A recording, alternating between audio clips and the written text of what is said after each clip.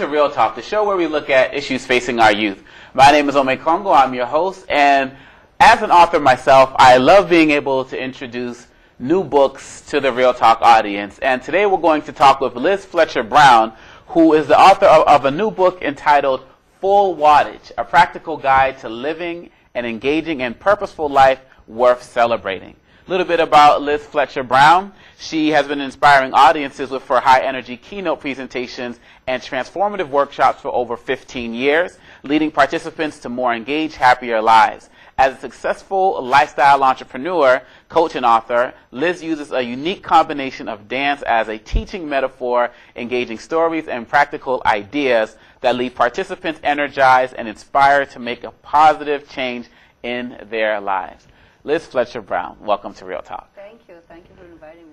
Thank you for being with us. I want to start with this title, Full Wattage. I just think of just energy, just moving forward.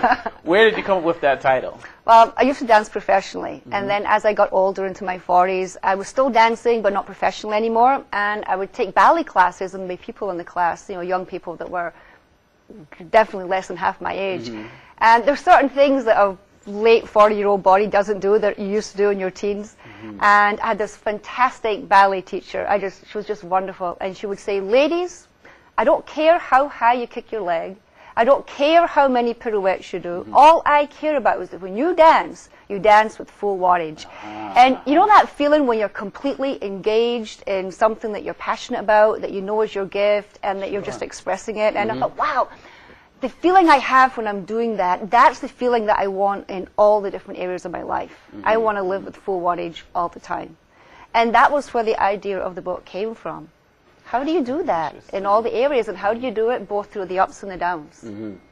Now, one of the ups and downs, I would think, was in a situation where you have to go full wattage is when you made the decision to come to the United States, knowing nobody, all the way from your home of Scotland. Was it difficult to have, even though you weren't using that terminology, then was it difficult to have that full wattage to go forward? Well, I think because I was connected to something I was really passionate about, I came because I wanted to dance. And I wanted to dance in New York City because that was the dance place in the world. Everyone talks about dancing in New York and dancing on Broadway.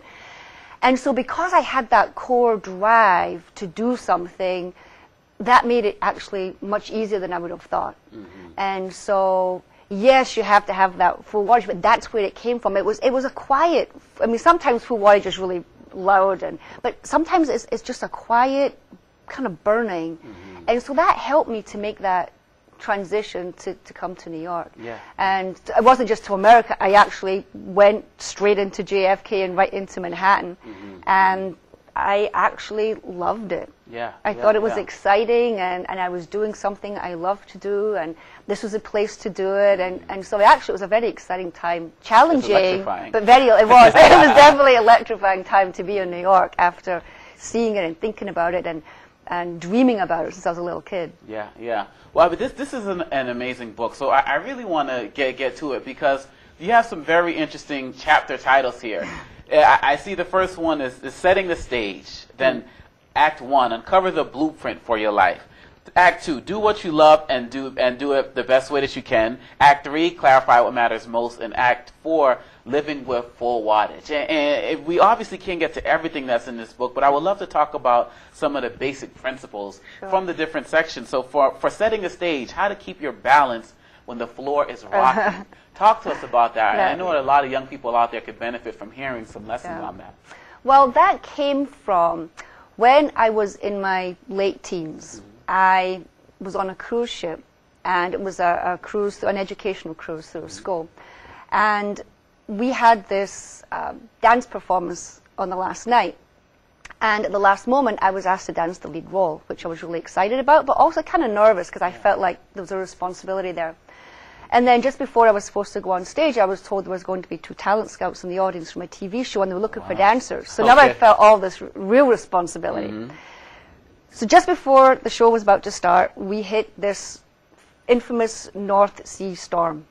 And it wasn't a really big cruise ship. It was actually quite small. It only originally held 800 passengers, but they'd upgraded it and they'd actually built it taller. So it had this real precarious movement. It was exactly that. So here we are in this incredible storm, going like this, and I have to get on and dance this solo, and these talent scouts were probably the only two people left in the audience because everybody else was getting seasick. And so I remember I get on stage, and at first all I could think about was they were judging me, I was going to fall over, and I was psyching myself out of it. And I was kind of wiggling around a bit. And then I just had this revelation, and it was partly because the director kept saying just, you know, breathe and connect to your core. Well, see, in dance, your core muscles are like, they're central to your beingness, and when they're engaged, that's what allows everything else to be all over the place. And the more centered you are in your core, the more off balance you can go without falling over.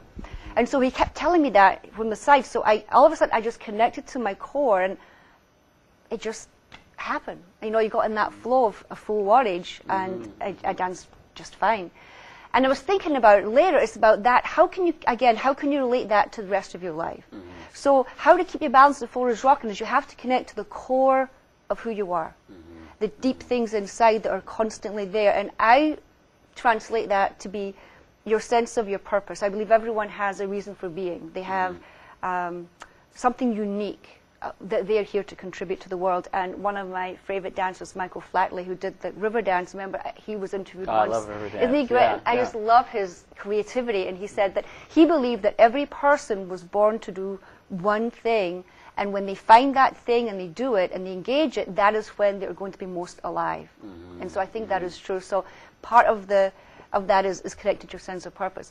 The other thing is connecting to your natural strengths and gifts. So we all have things that we're naturally good at, and we tend to not even see what they are all the time because we take them for granted. And the third thing are your values. What are the things that are really, really important to you?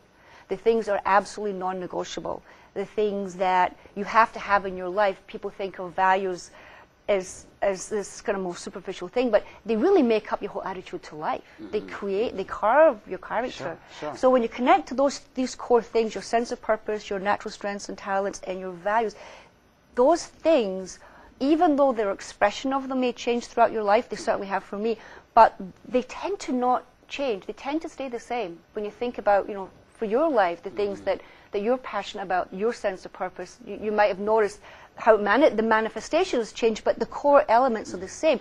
So when you have these core things about you that you can connect to, it helps you to have that stability when other things around you are moving and shaking and changing, which of course they do all the time, especially now in the world. And that rocking metaphor, a lot of our kids may not be on, our young people may not be on boats right now, but I look at the world of social media and everything on the internet. They're getting ideas from everywhere, and so I feel like their world is rocking at every single moment of the day. And so, you know, using this type of technique can really kind of help them find what they're passionate about. Yeah, because it gives you that sense of stability. It gives you something that you can lock onto. It's kind of like the lifeboat, you know, that you have something to hold on to that's always going to be there, no matter how much things are changing around about you. And certainly, a lot is changing in the world right now, and young people are right in the midst of it all. So finding these things, I think, is really important. And that was what gave me the full Wattage to, say, make that move to come to the States and to follow my passion. Sure. No, that's beautiful. So once we get to setting the stage, we get to Act 1. Uncover the blueprint for your life.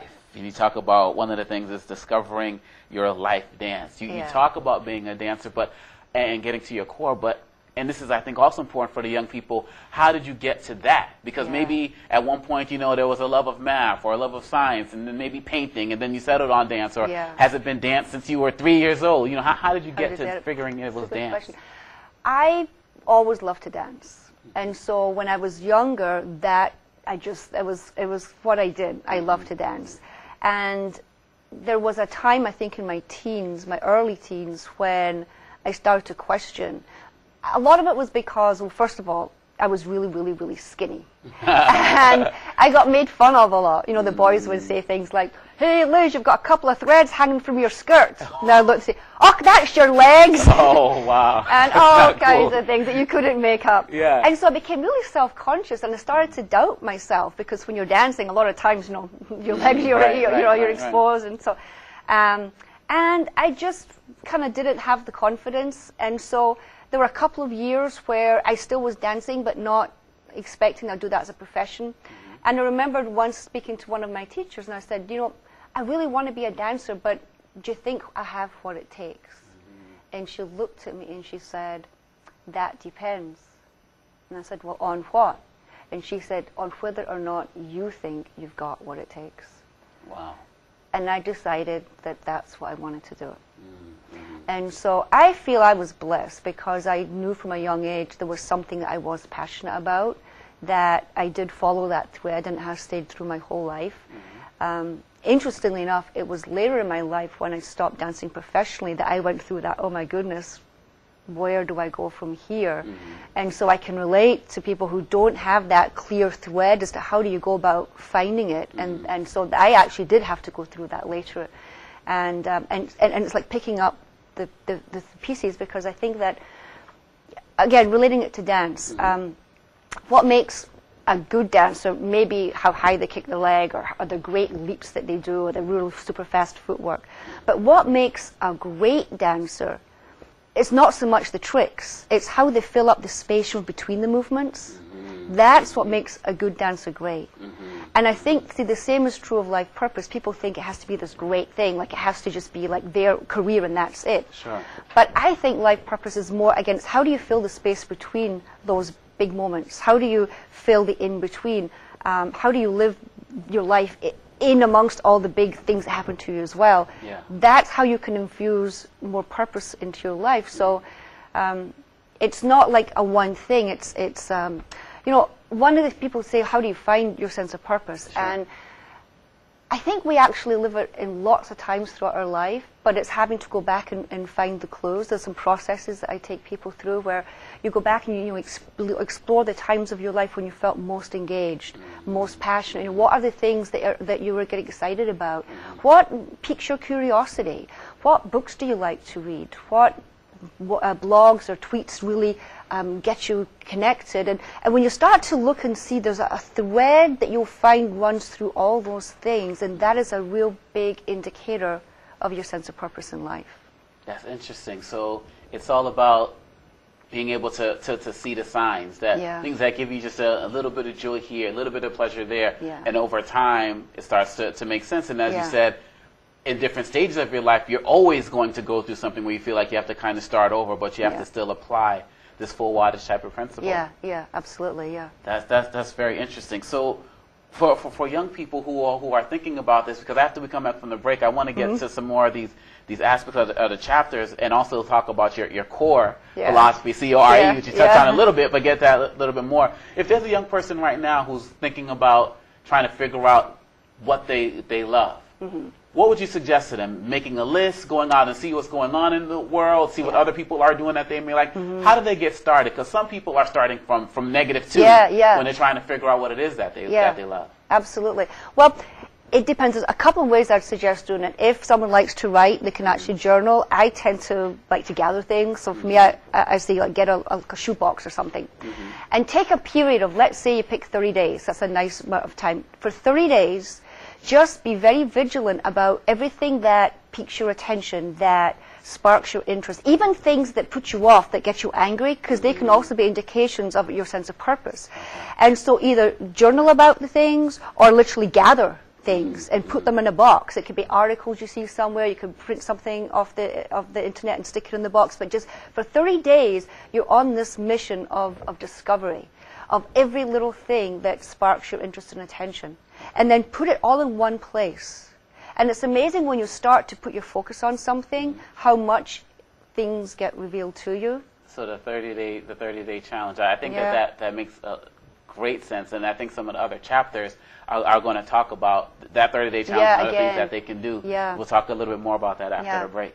And then you go back after 30 days and just see, what themes are there. Okay. Thank you. We'll be right back with more Real Talk. So, are you going out tonight? I can't. My parents say I have to be home right after work. That's so gay. Totally gay. Ugh, that is so Emma and Julia. Why are you saying that's so Emma and Julia? Well, when something is dumb or stupid, you say that's so Emma and Julia. Who says that? Everyone. Imagine if who you are were used as an insult. When you say that's so gay, do you realize what you say? Knock it off. Welcome back to Real Talk, the show where we look at issues facing our youth. My name is Omekongo, and I'm here with Liz Fletcher Brown, author of Full Wattage, a practical guide to living an engaging and purposeful life worth celebrating. Now, Liz, you talked earlier about core and being able to engage everything from your core. And I guess it would make sense that in your book, if I'm looking at page 220, you break down core. Yeah. Core being clarify, organize, release, and enthusiasm. Talk to us a little more in depth about how you came to those 4 words for core. Right. So the first thing to do is to get clear on what is your sense of purpose? What do you believe you're here on this earth to do? What is something bigger than yourself that calls you? The second thing, so you want to organize your life around that thing. Not just your career, but how do you bring that into all areas of your life? The other thing to organize, the things that you're naturally good at. What are your natural strengths and abilities? So some of these things are obvious, but some are less so. And there's a little exercise that I like to give people to do. And it's you start off with 2 jars, and you put a smiley face in one and a grumpy face on the other. And again, you take 30 days is a long time for this, but I'd say maybe 5. And during these 5 days, whenever you're doing something that fills you with enthusiasm, that is easy for you, that you lose track of time when you're doing it, that you're excited about, you write down what you're doing and you put it in the happy jar. And then when you're doing the things that they're challenging, they're difficult, you get angry, frustrated, you write that down and you put it in the grumpy jar. And then at the end of 5 days, you take a look and you can see the things that, especially if you've written things down multiple times in the happy jar, are indications of your natural strengths and gifts and talents. And then the things in the grumpy jar are the things that you obviously have a more challenging time with. Now, I'm not saying that you can ignore those things, but to be clear about the things that I personally believe that the greatest success you'll have in life is if you focus, for the most part, on the things you naturally do well versus trying to fix our weaknesses. Now, weaknesses, sometimes you have to go in and do something about them. But for the most part, when you focus on your strengths, the things that you're good at, and you organize your life around those things, then you'll be much more successful, and you'll have that full wattage. So, so before we get to releasing enthusiasm, I wanted to follow up on that, because when you look at young people nowadays, incidences of cheating and not feeling like they're adequate enough for this college or that job or whatever, do you feel like there's more pressure, or we've created a society where our young people feel like they have to focus more on their deficiencies and their weaknesses as opposed to that jar with the happy face on it? I think that's true, and I think that, there's certain cases where, for me to be able to get to the college I wanted to go to, did I have to work and did I have to do some things that I found challenging? Yes, but I didn't put my biggest focus there. I focused on the things that I did well. So you have to find the balance, but I think in general, because of what you just said, there's so much focus on fixing our weaknesses in school that we don't always, for example, I remember hearing all the time, the one thing I got like the D- for, that's the thing you get the focus on. Well, what about the things I got the A+ for? We tend to focus, not just in school, but in our culture, we focus on weaknesses versus on strengths. We tend to, people put people down. And I think it's part of how our brain is wired. It's part of our survival mechanism, which I'm not going to go into now, but it's in the book, that there is a natural focus on negative, which is why our brains tend to focus on negative things about ourselves. So sometimes I think we have to overcome that. So I believe that, yes, you have to be aware of the weaknesses, but if you can find a way to build your life around the things that you are naturally good at, and then add to that, so then you still may need to acquire certain skills and certain knowledge, but if you begin with the things that you're naturally good at, you have a chance then to absolutely excel. Whereas if you try to fix something that you're weak at and just do that, you might become good at it, but you'll never be brilliant at it because it's not an inherent natural quality or skill that you have. I mean, does that make sense to you? It makes perfect sense. It makes perfect sense. And I hope everybody, watching is understanding that, because I think that kind of takes us to release. Yeah. When we're talking about letting things go. Can you give us a little more information about that? Sure. So there's first of all, clarify, get clear on these things that are important to your purpose, your strengths, and your values. Organize your life around them as much as you possibly can. And then releases, there's always going to be things that get in your way. There'll be people that put you down. That happened to me. People would laugh at me and put me down, and I didn't let that get in my way. The biggest thing I had to let go of, though, were not the people judging me out there, was my own self. And I think that the biggest challenge that we have in really expressing our brilliance and living with full wattage, for the most part, is our own self-doubt and judgment. And that we don't even realize how much we do that, how much our self-talk can slide into the negative. So it's letting go of people, and sometimes there's naysayers in your life, letting go of the people that are not supportive, letting go of the self-talk we have about ourselves, so that we can be free to experience full wattage. And I learned that the hard way, but I realized, you know, for example, the skinny leg thing, people are always making fun of my skinny leg. But you know what's interesting? So often our greatest strengths are actually things that we see as weaknesses. And we can turn them around and we see them from another perspective. And all of a sudden, the things that we most judge about ourselves, when seen from another perspective, could actually be the insights and the gateway to our greatest gift. So for example, years later, a photographer friend of mine in New York City asked if I would be interested in doing a photo shoot for, it was a novel about a dancer. And I said, sure. So he ended up, it was just a picture of my legs with point shoes, and ended up being chosen from the client as the cover. Well, I got picked up by an agency for, guess what? Leg modeling. I actually paid my dance tuition in New York and my... Did you want to send it to the high school guys? I wanted to send it to everyone in my hometown. I wanted a billboard. Yeah, absolutely. Because I ended up, it paid, and when I lived in New York, my expenses, my rent and everything, as I was building my career, that's how I was as a leg model. Who would have thought that Liz Fletcher's skinny legs would end up on packets of hosiery all over the world? So you never know when someone is judging you and then you take that on and judge yourself, you never know how you can turn that around and actually it could be an asset. And so we have to sometimes let go of the things that would normally stop us so that we can then move forward. And is that what you mean when you talk about an act two and do what you love? Yeah. When you say fire the judges? Yeah, fire the judges. I mean, it's so based on, it's such a judgmental society, but you're saying we have to fire them. And the biggest judge is usually ourselves. You got to fire yourself and develop some new thinking. Yeah, absolutely. That's very deep. And so when we get to Act 3, I feel like Act 3 kind of goes in line with the E in core. When you talk about clarify what matters most, you didn't say that. But when you say getting back in sync and dancing from the inside out, I would assume that in order to do that, you have to have a certain level of enthusiasm. Yes, absolutely. And it goes back and forth because the enthusiasm comes from the inside out. You know, people think of enthusiasm as this kind of rah-rah motivational. But it's this constant, quiet burning that can ignite you through all kinds of ups and downs in life. And when you connect to those things and just don't let go of them, that will foster enthusiasm in your life, because enthusiasm is so important. Yeah, yeah.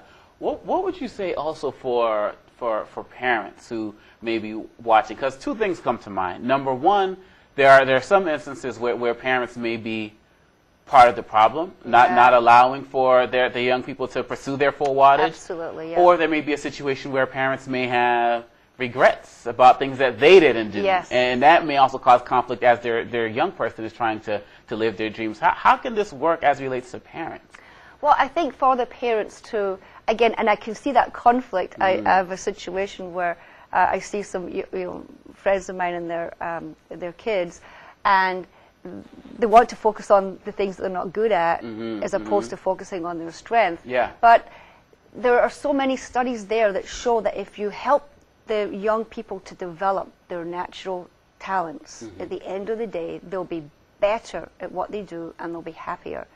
And so for the parents watching, I think it's just faith to see that happening, to watch the person unfold. You can see the difference in someone when they're doing something that they are passionate about, and it may not necessarily directly relate to a career at this point in time, but to find a way to let them engage that in their lives and to keep that going, even though it may not look like it's going to lead to a career path. When I wanted to be a dancer, when I was young, that wasn't a career. I mean, I was always, well, what's your real job? Yeah. You know, and the school that I went to, everybody was trying to get into Oxford and Cambridge and be a doctor or a lawyer. There's nothing wrong with that, but I wanted to be a dancer, and then that was definitely looked upon as not a job at all.